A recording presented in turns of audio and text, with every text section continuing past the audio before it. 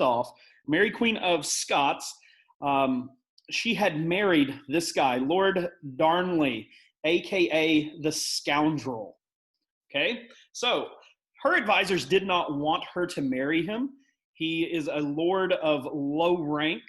It doesn't help her as far as alliances go, and the guy is not that great of a guy. So they've advised against it, but she made an absolute move. She says, no, I'm going to marry him. So she does marry him. Now, we know that he doesn't treat her all that well. There's several writings about that. He is believed to have cheated on her. And now he launches probably the ultimate betrayal. The Scottish people did not really recognize him as a king. Okay, and I'll give you more evidence of that later on. But he resented that. He did not like this idea that, oh, my wife's the queen, but I'm not the king. So he is going to launch an idea. He thinks if he kills Mary Queen of Scots, that he will have the ability to become king. So he's going to attempt to kill her. That's rotten as it is, but listen to how he does it. Here's what he does. She is pregnant. They're going to have a baby. Now, we know already in discussing history of several women that have died in childbirth. It's somewhat common back then, sadly enough. Okay, we know Henry VIII's third wife died. We know his last wife, when she remarried, she died in childbirth. We were not, or at least they were not 100% sure what had happened to Mary. We know it's stomach cancer today. They thought it might be related to birth. So there's this evidence of, hey, women die in childbirth. So here is what he's going to do. While she is in bed, she has a secretary. And I don't mean, hello, Cleveland Middle, how may I direct your call? This is like a secretary of state, probably similar to like our vice president, okay? This secretary takes orders from her and kind of executes them in the country. So her secretary is with her. He is an older man. He is from Italy. So he is in the room. She is in bed. She has her servants there, and they're discussing the news and discussing what needs to be done within Scotland.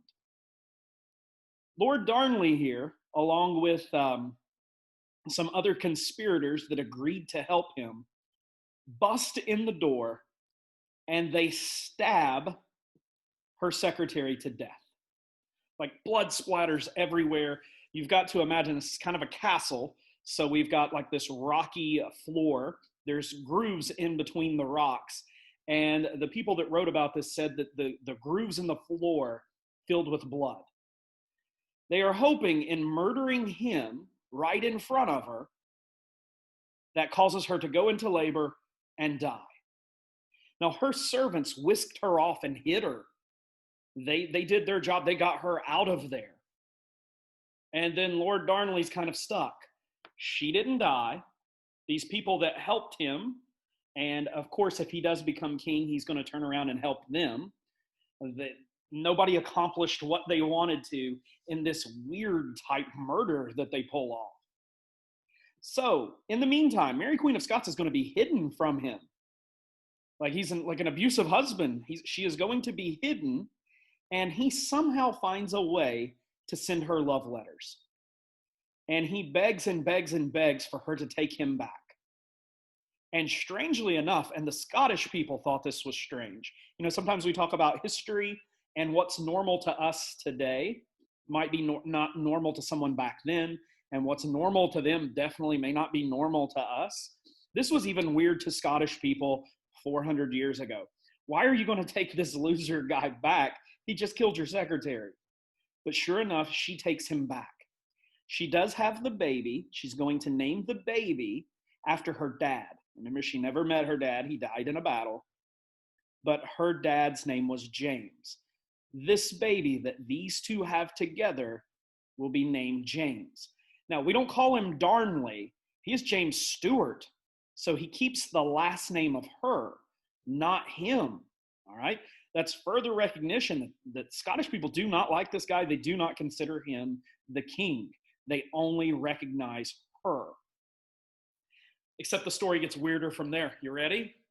Here we go. The guys that helped him out didn't get their end of the deal fulfilled because remember, he's supposed to become king. He's supposed to turn around and help them. So here's what happens. At one of their homes, Lord Darnley is there. Those guys put explosives in it and they blow up the home. They blew it up. Mary Queen of Scots was not there. Lord Darnley was. And when they are searching through the wreckage, the Queen's men are searching through the wreckage, they don't find Lord Darnley.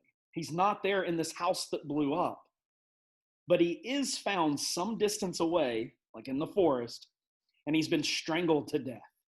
So we believe that the guys that helped him kill the secretary actually turned around and killed him. Are you ready? Because it's going to get even more Jerry Springer.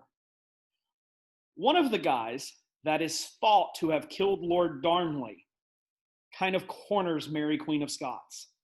He was a powerful, powerful guy in Scotland, and he convinces her to marry him. Now, she might have been forced to kind of do this. Like he may have forced her. He may have put a lot of pressure. She may not have known what to do herself because she just lost her husband. She's kind of new to this place. But at any rate, she marries the guy that most people consider the guy that killed Lord Darnley, her abusive husband. Isn't that weird? So now she's had two weird marriages right in a row, and the Scottish people say, we are done. The Scottish people are making the Home Alone face. They can't believe what's going on. They're like, this is weird for us. All right, lady, you're not our queen anymore. She is going to be taken and arrested. Her infant child is going to be placed as king, and there are going to be people that help him rule. So they thought this was okay. They think she is not stable enough to rule. The Lord that married her as well, he's kind of arrested or put under house arrest, I should say. So at any rate, the Scottish people are done with this. But Mary Queen of Scots, she is going to escape her imprisonment. And she runs away to the only place she has a relative, and that's England. She is going to run to Queen Elizabeth. They are ruling at the exact same time. They are living at the exact same time. Elizabeth is her cousin. And the English people meet, or the English, kind of like the border guard, the military, meet with Elizabeth and say, hey, we've got word that your crazy cousin has escaped up there in Scotland, and she's coming down here. What do we do? Elizabeth has never met her. They've never met each other. They know each other exists. But she says, all right, I'm not even getting started on this. And Elizabeth does something that's probably pretty kind. She said that Mary Queen of Scots is to be seized. She is to be taken and put in a castle. She's going to have anything she wants, but she can't leave that castle. So it's kind of like a house arrest. She can live here, but that's it. She must stay there. Well, Mary kind of makes a weird move. She left that agreement. Like she kind of broke out of the castle. And on top of that, there were some letters found.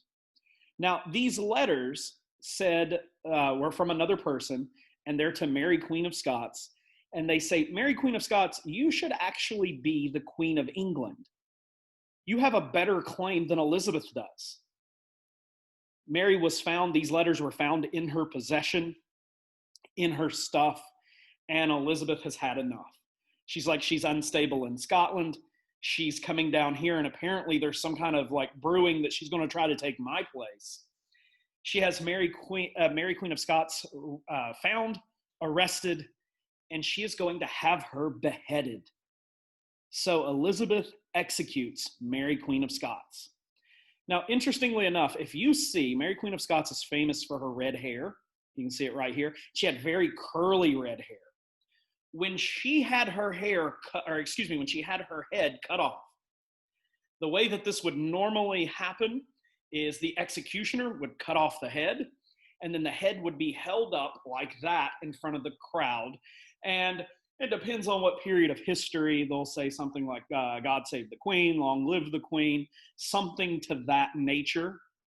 But here is the weird thing. When they beheaded her and held her head up, people did not realize that she had gone gray. Like her hair was completely gray. Oh my gosh, she had a horribly stressful life. To cover this gray, she didn't have hair dye, but she wore a wig, and she wore a really good wig where nobody could tell it was a wig. So when they lifted her head up like this, her head actually fell out of the hair and like rolled across the stage, and it scared the executioner. It scared every single person there. They all jumped. So it's a morbid story, but that little part is kind of funny. Like her head rolled across the stage, and he's left holding this wig that nobody knew she wore. So Mary, Queen of Scots, has been executed. Her husband, it will eventually meet his fate as well. But we have one person left out of this. It's her baby, James. Okay, she had a baby named James. This is James Stuart. He is also Elizabeth's cousin. And when Elizabeth dies, James is the rightful heir to the English throne. So not only is he King of Scotland, but now he'll be King of England. And he is going to combine those two countries, and it's actually three because he is King of Ireland as well. He's going to combine those into one country. Now, it's an unofficial combination. It will be made official later on. They still have individual governments, but he's considered the head of them. Now, if you see this, this is the English flag, St. George's Cross. Over here, we have the Scottish flag. This is St. Anne's Cross. Here is the Irish flag, and I'm going to be honest, I forgot what that one's called. But he combines the three flags. And this is how we get the modern day flag of Great Britain, or what will become known as the UK. He is going to call these places, England, Ireland, and Scotland, he is going to call this Great Britain. So that's why oftentimes you hear like the Beatles are called British, all right? Because they're from one of these places, okay? So if you look at the flag here, you see that combination of the three flags, and we've got our new flag of Great Britain, and it is called the Union Jack. Now, James is not a bad ruler, but he had to follow a tough act. Elizabeth is one of the greatest in history. Now, he starts a new line, so the new kings and queens of England will be called, or excuse me, Great Britain, our new country, will be called Stuarts, not Tudor. The new ones are called Stuarts, and he continues this exploration that Elizabeth started. One of his main places that he has settled, Jamestown. Jamestown, okay, that's him. And another thing he does, he has the Bible translated, the King James version of the Bible. He has it translated into English. So we see he does a lot of things in history as well that is absolute, that he continues on, that Elizabeth started, that he continues, or things that he was just interested in, that he does on his own. So nonetheless, we have a new royal family and a new country, the country of Great Britain, and the family is no longer the Tudors, it's the Stuarts, who are the cousins to the Tudors. All right, guys, I hope you enjoyed the story. Now you know what happens after Elizabeth. I will see you later.